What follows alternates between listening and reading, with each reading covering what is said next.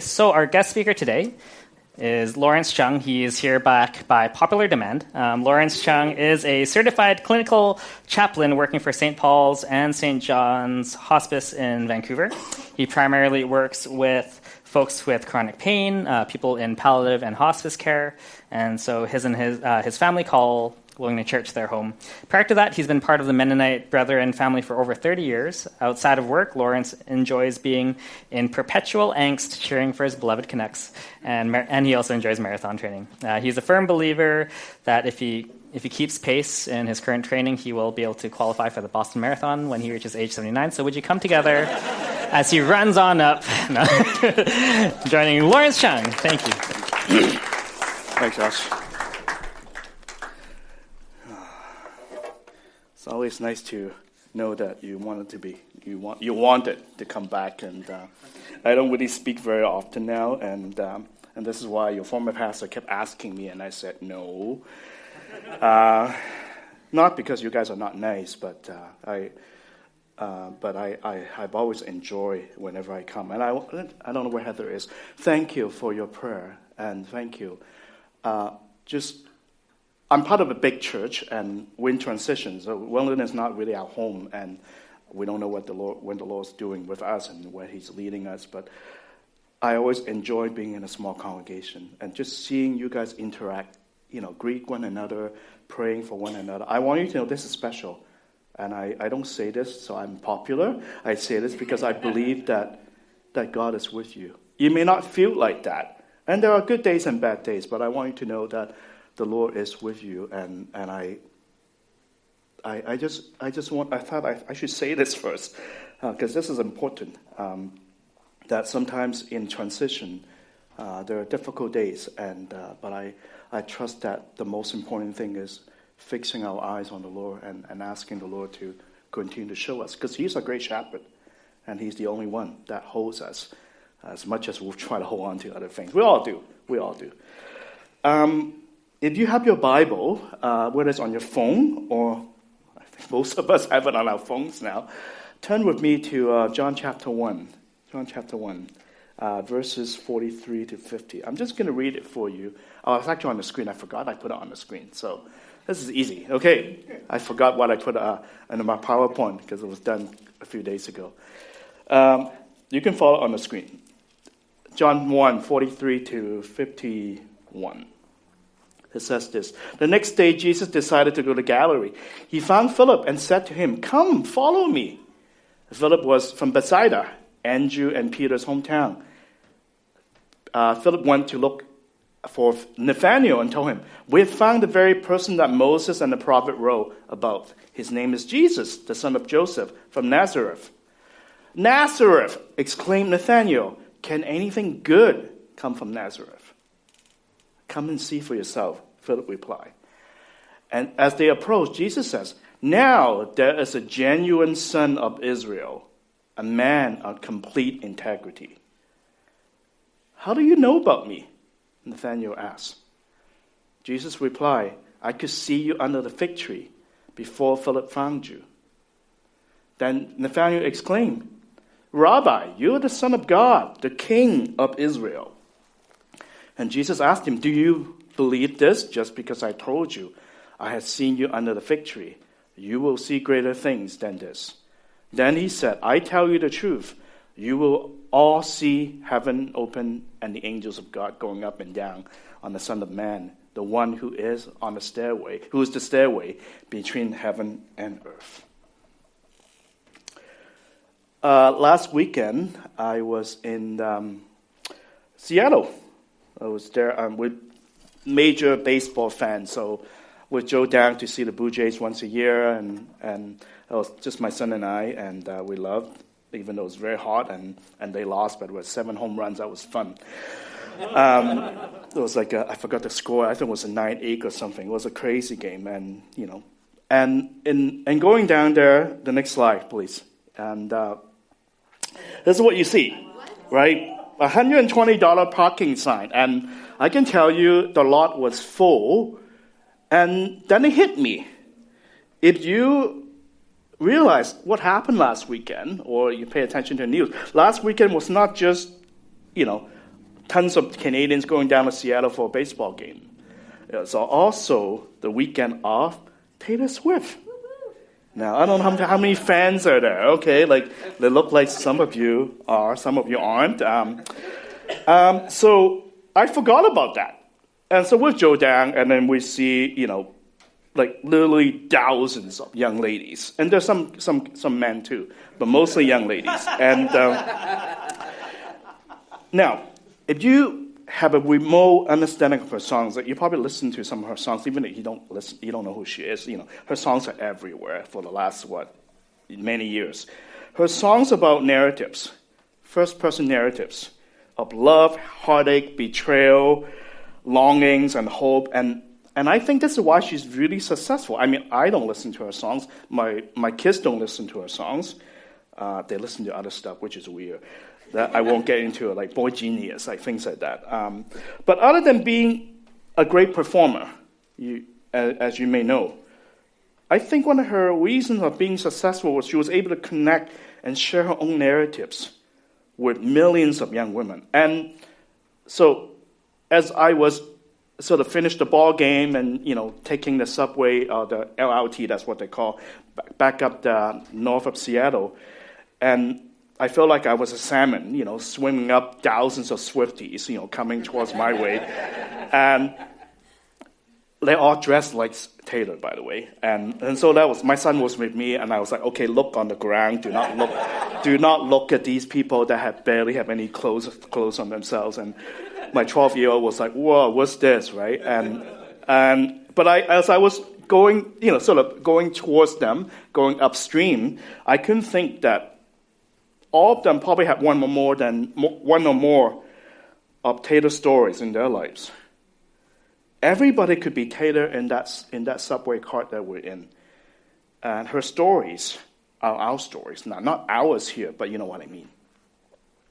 Now, story is a huge part of the work that we do in the hospital. Doctors take a look at your medical stories, or history, we call it baseline. Social workers trying to put things together, so understanding your family relationship pictures, next of kin, and all that. I listen to stories. That's basically what I do, which is easy and difficult at the same time. The way that I listen, that I hope that I can listen and support the person who's in care. Sometimes I tell stories. Most of the time I listen to stories. Other times I invite people to share their stories of other stories that impact them in their lives. We're surrounded by stories. If you take a look at a 24-hour window of our lives, beyond the time that you sleep, we realize most of it has to do with stories. We're weaving in and out of stories that we tell, other people tell. Now, Bible stories are the same. Now, they're not there because we need them to conceptualize our faith or form theological tenets. That's not the purpose of Bible stories. They're not there so we can summarize the findings and come up with a list and do's and don'ts. They're there because they took place in history. They're there because they're biblical dialogues and they display people's relationship with God. And within these stories and dialogues, we're invited to discover our own conversations and our stories. Now, as we read and continue to think about the story of Nathaniel, I want to invite you to pay attention to a few things here. You don't have to write them down. Just think about it as you listen to what I'm about to tell you in the next 20, 30 minutes. There are three things here. How we deal with God. How God deals with us. And the third thing is how we deal with ourselves. Eugene Peterson says this, we're not real until we deal with God. Now, it is important to point out this goes beyond that, often that when those of us that spend too much time in school, right? It's the cognitive level that sometimes we lived in. Like, it's important to point out this is beyond, the cognitive cerebral side of our lives, right? Just because I watch a video on YouTube of how to do butter chicken lasagna doesn't mean that I can do it until I actually try it out. By the way, it's actually really good. If you have never had butter chicken lasagna, better than typical lasagna. Dealing with God, in plain language, simply means that we have open channels with God in every single aspect of our lives. Now, kind of like the old discipleship metaphor, like if we are a house, right? We, as our lives as a house, that are the rooms open to God? Like, what about the rooms that are not open to God, right? I remember growing up, and this was a very popular metaphor for discipleship. There are 26 conversations in the Gospel of John. You can get to the next slide, please. Thank you. And the story of Nathaniel is, that's okay, you can keep it there. The story of Nathaniel is one of the longest story. So Jesus was on his second day of recruitment. He's trying to get people to come to him and work with him. He was on his way to Galilee, and he found Philip, who is from the town of Bethsaida. Now, this is a picture of today's Bethsaida, the land in front of you. It's taken from a plane, and the beautiful Sea of Galilee. I mean, it looks kind of small-ish, but it's actually massive. I was there last year in the summer. I was like 42 degrees. It was really hot, but it was such a beautiful place, and I had never realized how big the Sea of Galilee is. It's like an ocean if you're in the shore. You cannot see the other side of it. Now, in the Hebrew, the name Bethsaida means the town of fishermen. So it's very likely that Nathaniel make his living in this very place that you see in front of you. There are a lot of findings going on in this passage. Jesus finds Philip. Philip finds Nathaniel. And then Philip tells Nathaniel that he found Jesus, even though I thought it was actually Jesus who found Philip. But regardless, Philip was ecstatic, and Jesus simply says two words to him. He says, "Follow me." And Philip could hardly contain himself. So he finds his friend and tells him they have found the one not only Moses wrote, but also the prophets, Jesus of Nazareth, the son of Joseph. And Jesus is only a few hundred yards down the road. Now, Nathaniel, on the other hand, obviously did not share that enthusiasm of his friend. So instead of going, "Woohoo, right, I want to go see him," he gave Philip a cold shoulder. Nazareth, verse 46, can anything good come from there? Now, in a way, his question was already answered by his tone, right? Obviously, Nathaniel being paid attention to the reference to Moses and the prophets, he chose to fix his eyes on the reference, Nazareth. Perhaps kind of like sometimes when we talk about the downtown east side, like, can anything good come from there?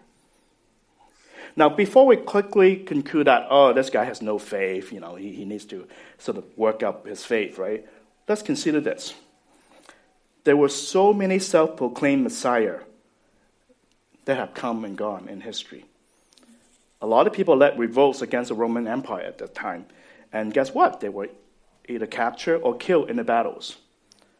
So if you're Nathaniel, why would you bet your life on another man who claims to be the next big shot, rescuing you and your people out of this 400 years, misery under colonialism? Nathaniel wasn't going to commit to this guy.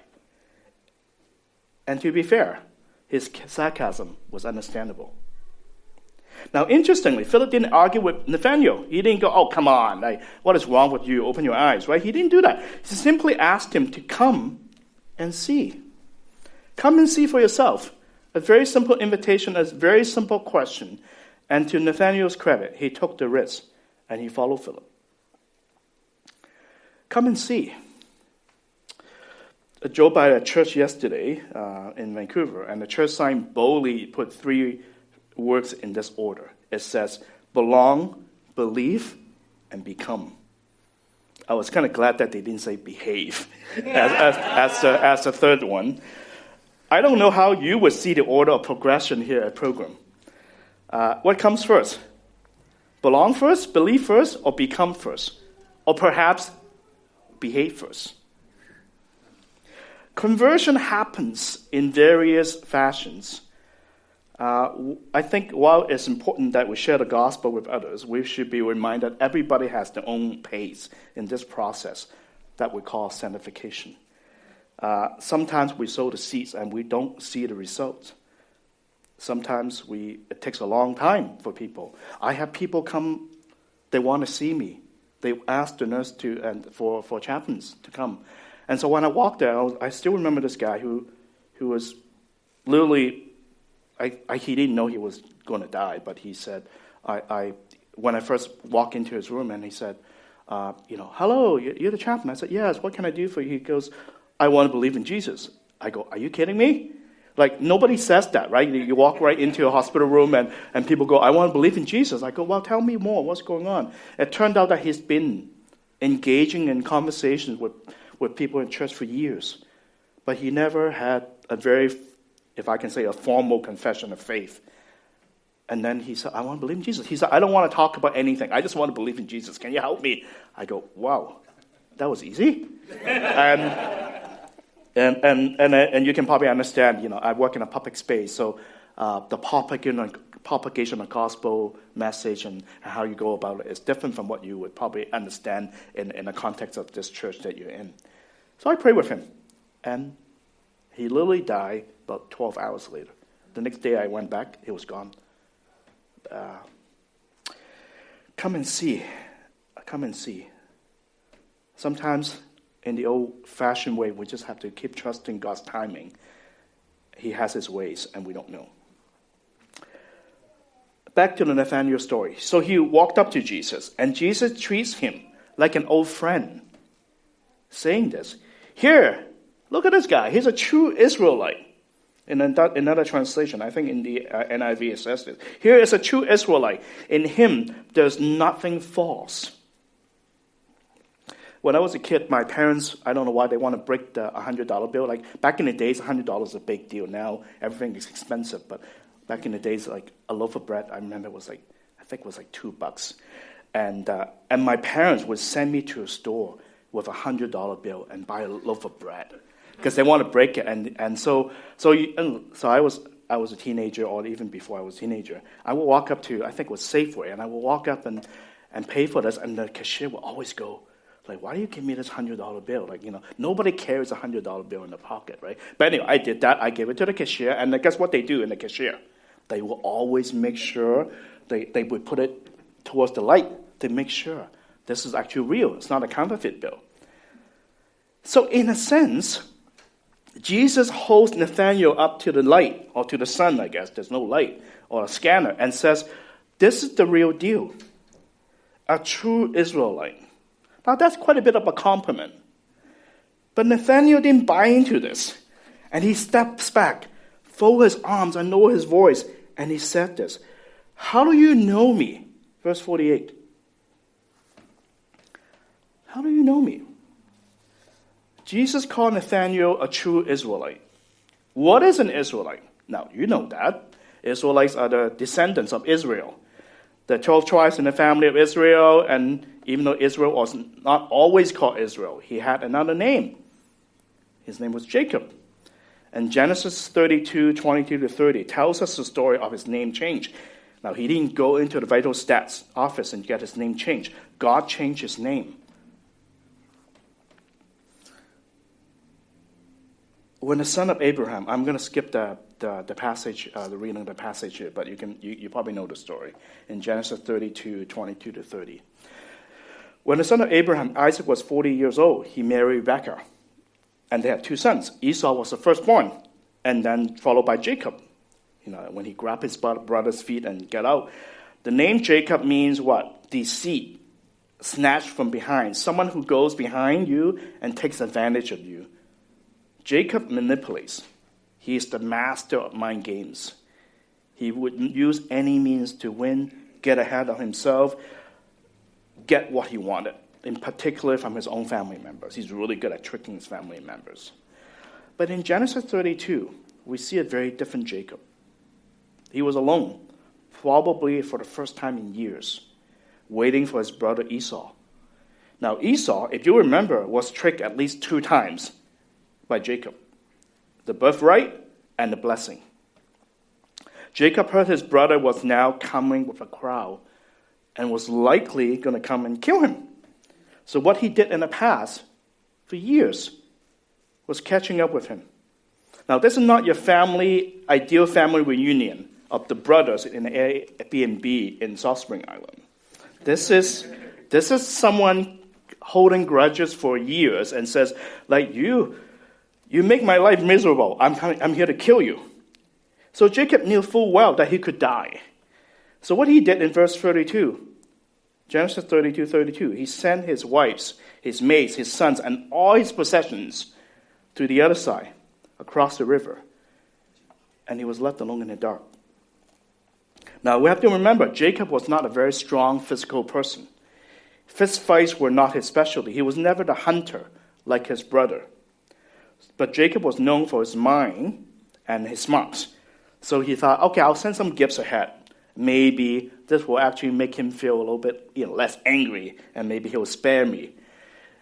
And then, by himself in the middle of the night, out in the cold, an angel came and wrestled with him. An angel came and wrestled with him. Now, that was a wrestling match that lasted the whole night. Now, if you have watched any real wrestling, we're not talking about the stuff that goes on these shows like WWE thing, but a real wrestling. This is not a context about force and power. This is about the ability to hang in there and not let go. So as long as you keep your footwork and focus, you have a chance to win. Wrestling is about finding the right spot or the target and not letting go. Now, to a certain extent, we know this is not a fair game. Interestingly, this man, as we read in the scripture, could not win against Jacob. So what did he do? He touched Jacob's hip and injured him. Match was over. Jacob lost. Now, physically, he was hurt, but he didn't lose his mind. And then he wouldn't let this man go. So he started sort of holding on to this man, this angel, and said, I want you to bless me. And the man did. But before he did, a question was asked. What was the question? What is your name? Like, what a weird thing to ask. Like, you come in and wrestling with this guy in the middle of the night, and then you asked him, what is your name? Why did this man ask Jacob his name?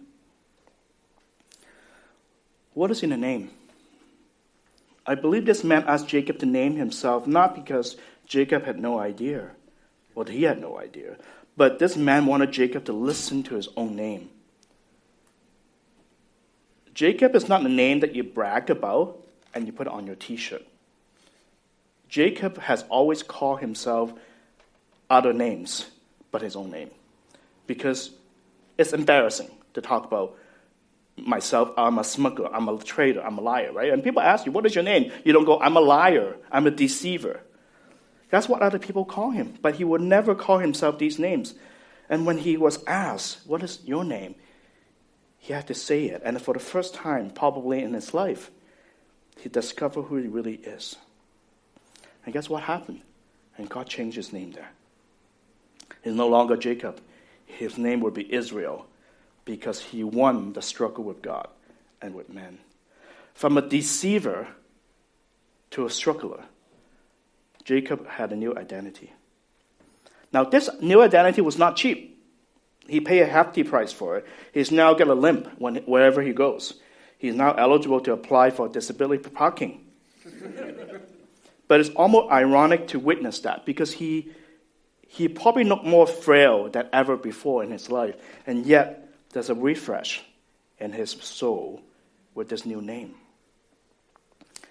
So Jesus was looking at Nathaniel. He pointed at him and said, this man is a true God wrestler. He has a new name, but he was also permanently wounded. And Jesus saw through the protective shield of Nathaniel. He saw through the defensive mechanism of that man.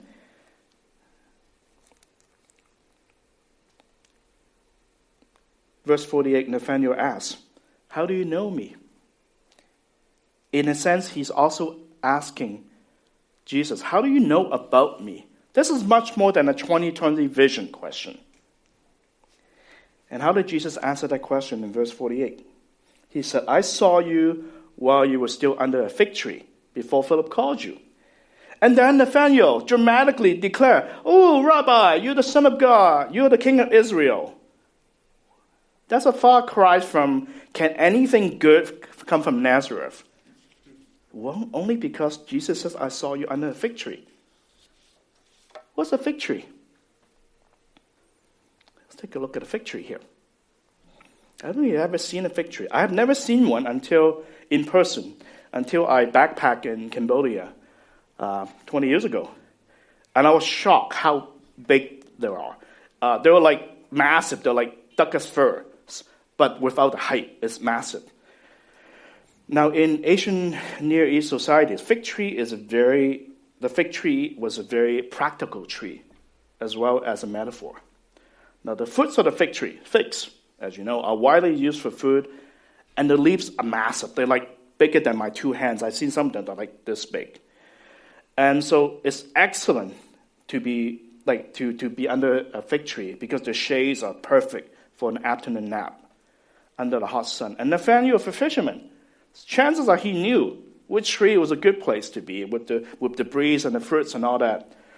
And so he was probably a regular visitor to the shades. But the fig tree is also a national symbol. It represents the fruitfulness of the country, of the Israelites.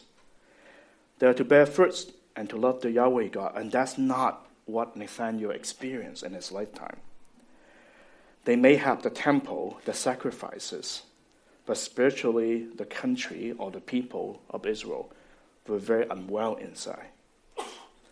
So the crisis the nation Israel faced was much more than political and social. It's spiritual. And Nathaniel knows that. The struggle is also a personal struggle between the rigid, ritualistic Pharisees and the spiritually corrupted general public. Nathaniel finds himself homeless and caught in this middle. He detested both groups probably, as none of them truly reflect a healthy relationship with God. Micah 4:7 may help us a little bit in understanding the symbolism of the fig tree. Let me read it for you here. Everyone will sit under their own vine and under their own fig tree, and no one will make them afraid, for the Lord Almighty has spoken. All the nations may walk in the name of their gods, but we will walk in the name of the Lord our God forever and ever. In that day, declares the Lord, I will gather the name, I will assemble the exiles, and those who have brought to grief. I will make the name my remnant, those driven away a strong nation. The Lord will rule over them in Mount Zion from that day and forever. I will gather the lame. I will make the lame my remnant. Sounds familiar.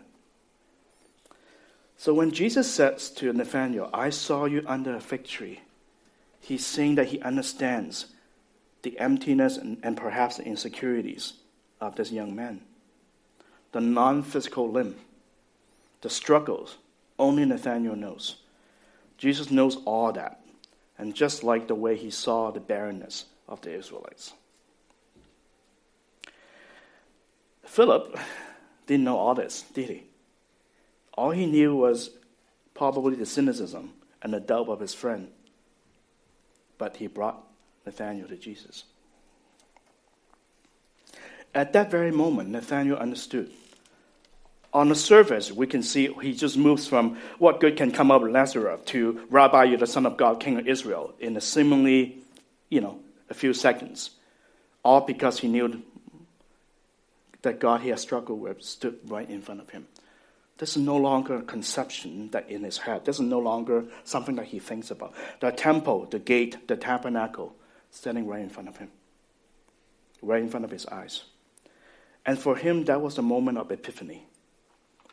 But there's more to it. Jesus says, you believe just because I can see through you that I understand your real struggles? You ain't seen nothing yet. Your life will never be same again. Verse 50. You believe me just because I told you I saw you under the fig tree. I tell you the truth. You will all see heaven open and the angels of God going up and down on the Son of Man, the one who is the stairway between heaven and earth. Where's this from? Another Jacob story. Genesis 28. Meanwhile, Jacob left Beersheba and traveled towards Haran, and at sundown he arrived at a good place to set up camp, and he stopped there for the night. And he found a stone to rest his head against, and he lay down to sleep. As he slept, he dreamed of a stairway that reached from the earth up to heaven, and he saw the angels of God going up and down the stairway. Verse 13, Genesis 28:13. At the top of the stairway stood the Lord, and he said, I am the Lord, the God of your grandfather Abraham, and the God of your father Isaac. The ground that you're lying on belongs to you.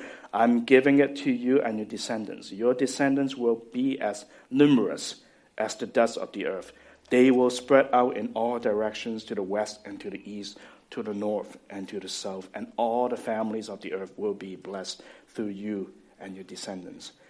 What is more, I'm with you, and I will protect you wherever you go. One day I will bring you back to this land. I will not leave you until I have finished giving you everything I have promised you. And then Jesus woke up from his sleep and he says, surely the Lord is in this place. And I wasn't even aware of it. Next slide, please. This story is called the Jacob's Ladder. It's probably not a ladder, but in the way that we understand a ladder, with steps. But it's an imagery of a Babylonian ziggurat. If I can look at the next slide, please. There you go. It's like a pyramid, but with steps. It's a stairway in which people travel between heaven and earth. And they used to, people are used to it back in the days, in the biblical times. It's an imagery that's very familiar to people living at that time. Because that's how they relate to the universe. People believe going up high in the sky will probably render favors in the worship and sacrifices. But the difference between Jacob's ladder and the Babylonian ziggurat is this. There's no need for us to climb up. God comes to us in our midst. Verse 13 says, at the top of the stairway stood the Lord, and he said, I am the Lord, the God of your grandfather Abraham, the God of your father Isaac. The ground that you're lying on belongs to you. I think this is what Jesus is saying here. I'm the Son of Man. I'm the one whose head and feet connects heaven and earth. I'm the one that comes down from heaven to connect the historical, personal realities to the eternal truth. And I have not forgotten about my people's needs.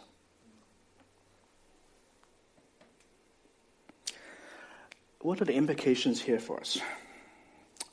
I don't know if you can find yourself in the life of Nathaniel or Jacob. I don't know if you ever struggle in your spiritual journey.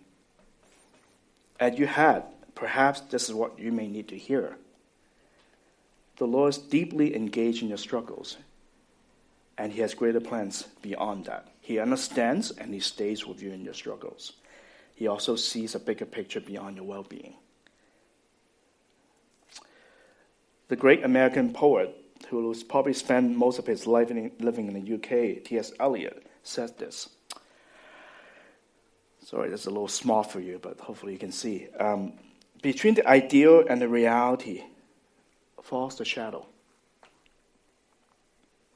Under that fig tree, Nathaniel was facing that shadow.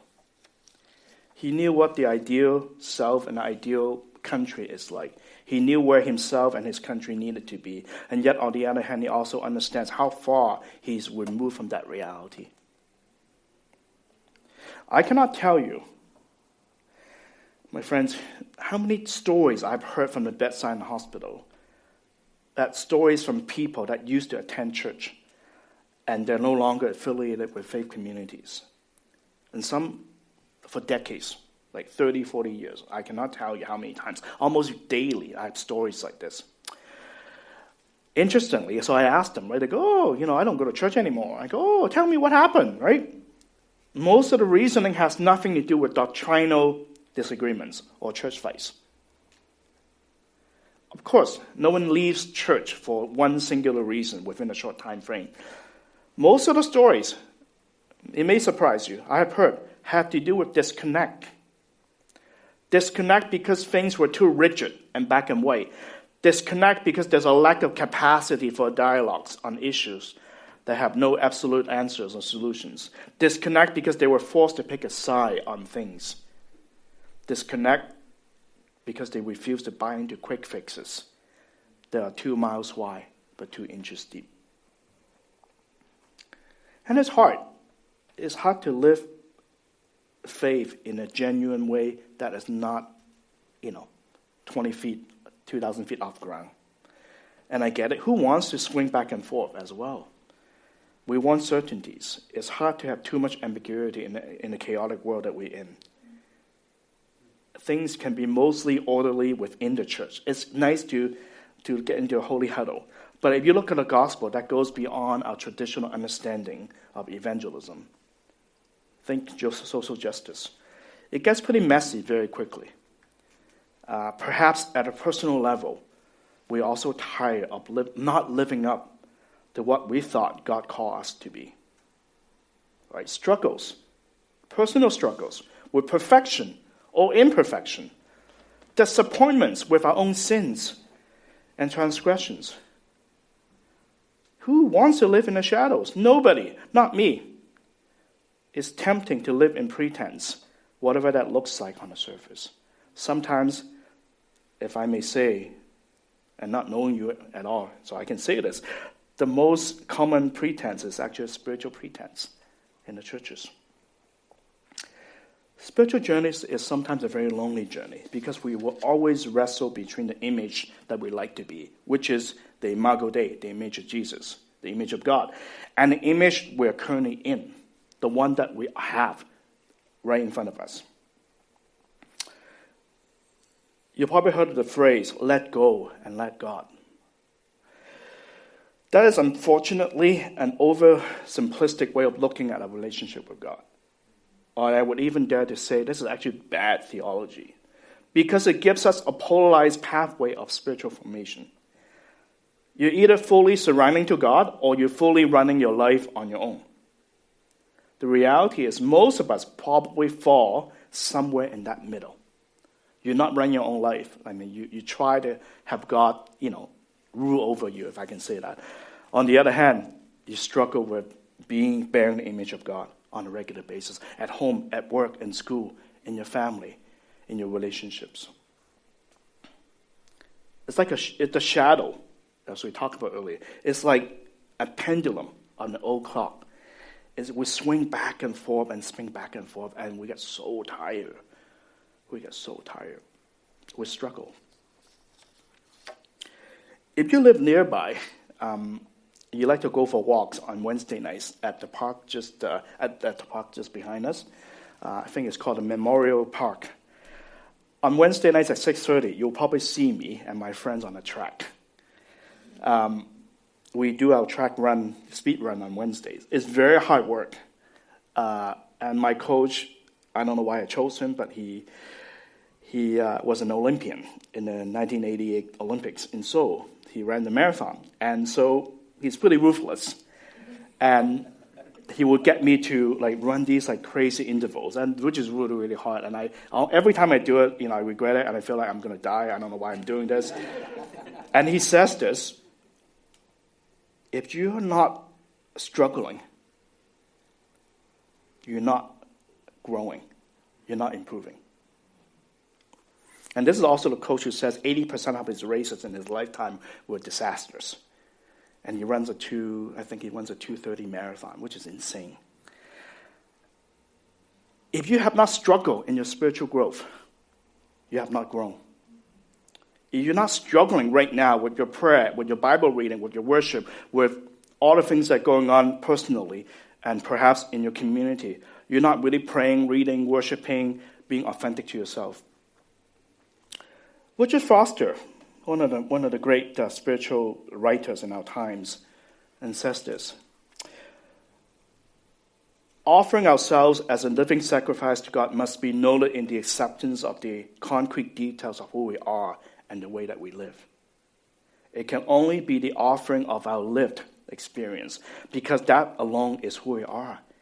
And who we are, not who we want to be, is the only offering that we have to give. And dare I say, is the only offering that we can give.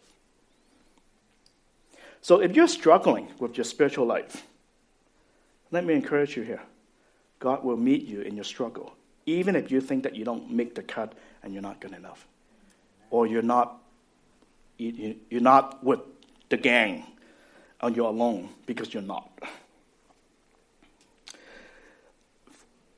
And I'm gonna end with this. I think in a place that you're in, and not knowing you well, but in a transition, I think there's an opening for you guys as a church, beyond looking at your church health and all that stuff that you're going to be doing, as you welcome your transitional pastor coming in a month or two, something like that, and getting ready to, sort of engage in the next season of your church life, looking for the next lead pastor. I actually found the most prolific years of my life in churches are the years when we didn't have a lead pastor. And I'll tell you why. Because when you don't have sort of the de facto leader, it gives you such room and freedom, not just to examine ourselves as a church, but also examine ourselves as who we are and where we're at in our spiritual journey, and individually, but also as a church family. And the room and the freedom to examine and understand who we are is so precious, because sometimes we don't have that capacity or room when we have a leader in our midst. And perhaps the wrestling and the refusing, act to jump into quick, solutions would be a blessing to you as a church as you go forward. Trusting God in our victories, trusting God in our transitions, and trusting God even in our emptiness and our brokenness. So bless you, Pilgrim family.